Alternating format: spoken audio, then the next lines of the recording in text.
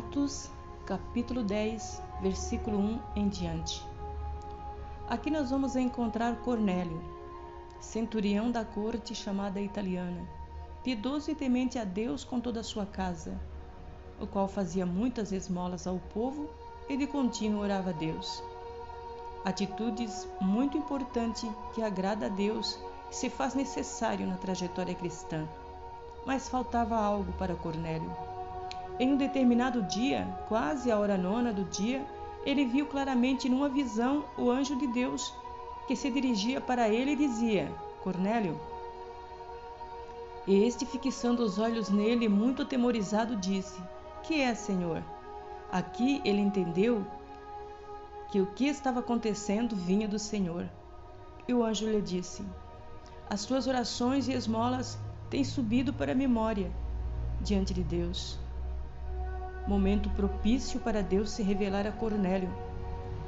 É na oração que confessamos a Deus nossas fraquezas, reconhecemos o quanto precisamos da sua presença, o quanto dependemos dele.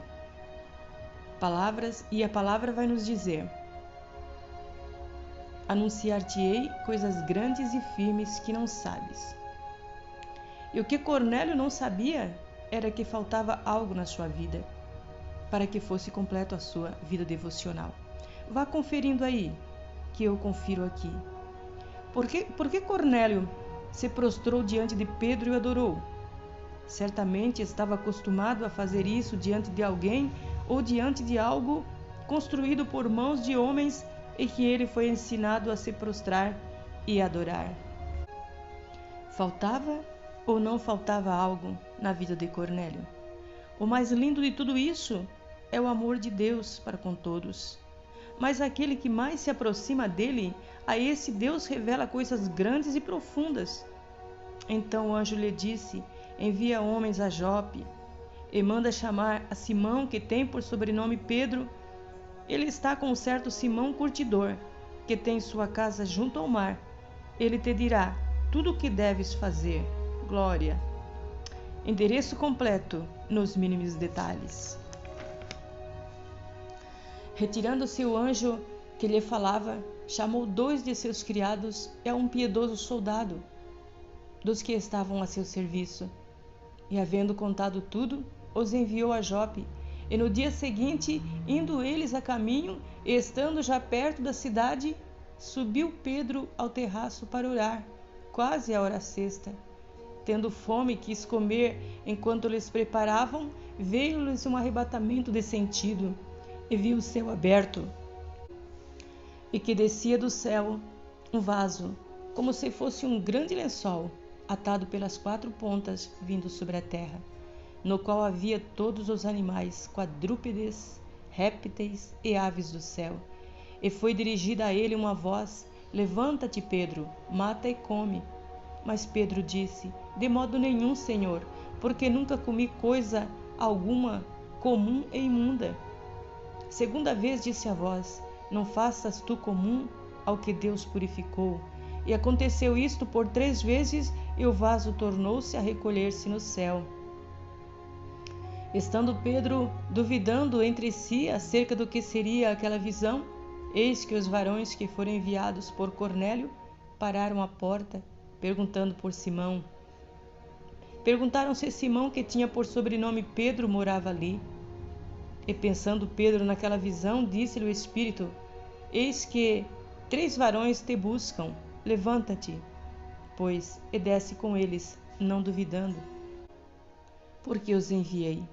E descendo Pedro para junto dos varões que lhe foram enviados por Cornélio, disse: Sou eu a quem procurais. Qual é a causa por que estais aqui? Então os homens contaram a Pedro a visão de Cornélio. Aqui podemos ver como o Senhor trabalha. Dá visão para Cornélio, para este se ir chamar Pedro, e dá visão para Pedro, para confirmar que os homens foram enviados por ele. Que maravilha!